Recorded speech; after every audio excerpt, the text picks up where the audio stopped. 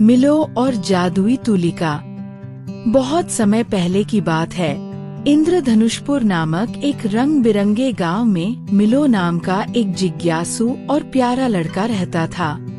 मिलो को चित्र बनाना बेहद पसंद था। उसके छोटे से घर की हर दीवार पर उसके बनाए रंग बिरंगे पेड़, जानवर और काल्पनिक जीवों की पेंटिंग्स बनी हुई थी। लेकिन गांव में एक बड़ी समस्या थी। पूरे गांव से रंग गायब हो चुके थे।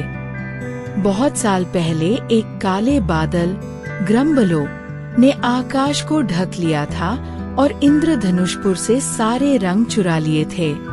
पेड़ मुरझा गए, फूलों का रंग फीका पड़ गया और सूरज भी पीला नहीं रहा। मिलो का सपना था कि किसी तरह रंगों को वापस लाया जाए, लेकिन किसी को रास्ता नहीं पता था। एक दिन मिलो अपनी दादी के घर के अटारी में खेल रहा था। वहाँ उसे एक पुराना लकड़ी का डिब्बा मिला। डिब्बे के अंदर एक चमचमाती तुलिका, पेंट ब्रश थी और साथ में एक छोटा सा नोट रखा था। जो रंगों पर विश्वास करता है, यह जादुई तुलिका उसके हाथों में दुनिया में जीवन वापस लाएगी। पर याद रहे, इसे शक्ति मिलती है दयालुता से। मिलो की आंखें खुशी से चमक उठीं। एक जादुई तुलिका, वह बड़बड़ाया। उसने जैसे ही तुलिका को एक जादुई रंग के बर्तन में डुबोया और दीवार पर लगाया, एक चमत्कार हो गया। फीकी दीवार पर रंग नाचने लगे, तितलियां उड़ने लगीं और फूल खिल उठे। मिलो दौड़ता हुआ बाहर आया और पेड़ों, फूलों, घरों पर रंग भरने लगा। जहाँ जहाँ तुलिका चलती, रंग वापस आ जाते। चिड़िया चहकने लगी और वर्षों बाद लोगों के चेहरे पर मुस्कान लौट आई। तभी ग्रम्बलो ने ये देखा और गरजते हुए बोला, किसने मेरे धूसर संसार में फिर से रंग भरने की हिम्मत की?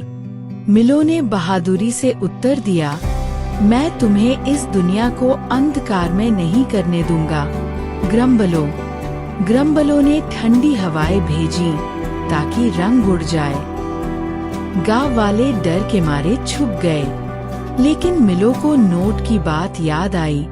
दयालुता इसे शक्ति देती है। मिलो ने गांव वालों से मदद मांगी। सभी लोग अपनी सबसे प्यारी यादों को याद करो। चलो, हवा को खुशी और दया से भर दें। लोगों ने एक दूसरे का हाथ थामा, गीत गाए और खुशियों की कहानियां साझा की। जितना वे खुश होते गए, गांव उतना ही रंगीन होता गया। तुलिका पहले से भी अधिक चमकने लगी।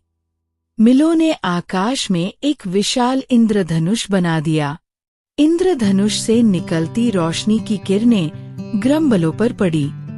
ग्रम्बलो सिकुड़ता चला गया और अंत में एक छोटे सफेद फुलफुले बादल में बदल गया।